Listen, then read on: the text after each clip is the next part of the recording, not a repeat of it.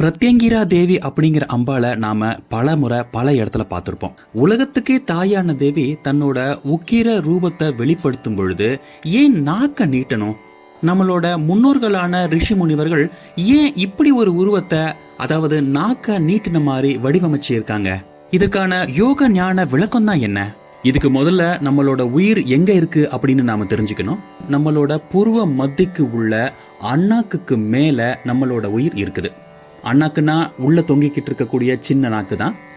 இந்த உயிர் நம்மளோட இயங்கு சக்திக்கு ஆதாரமாகவும் இருக்கு. சக்தியான இந்த உயிரை நம்மளோட சித்தர்கள் பெண்பாலா, அதாவது தாயா வர்ணிக்கிறாங்க.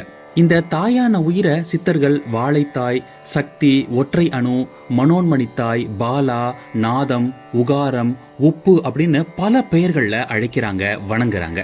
ஒரு யோகியானவர் தன்னுடைய நாக்க முடிஞ்ச வரைக்கும் மடக்கி அண்ணாக்குக்கு மேல் நோக்கி தூக்கி ஒட்டி வச்சுட்டு தன்னுடைய உயிரான தாயை நினைச்சு தியானிப்பாங்க. இந்த யோக நுணுக்கத்தை கேசரி முத்திரை அப்படின்னு சொல்லுவாங்க. இந்த யோக முறையை கேசரி யோகம் அப்படின்னு கூட அழைப்பாங்க.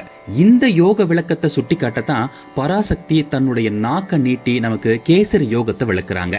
குருநாதரான அகத்தியர் ஒரு பாடல்ல கேசரியாள் அப்படின்னு அம்பால அழைக்கிறாரு. பல ஆயிரம் ஆண்டுகளுக்கு முன்னாடியே எந்த விதமான தொழில்நுட்ப முன்னேற்றமும் இல்லாமலேயே ஒரு உயர்வான யோக நுணுக்கத்தை இன்னி வரைக்கும் பல தலைமுறைகளுக்கும் கொண்டு செல்வதற்காகவே நம்முடைய முனிவர்களும் சித்தர்களும் இப்படிப்பட்ட தேவி ரூபங்களை வெளிப்படுத்தினாங்க.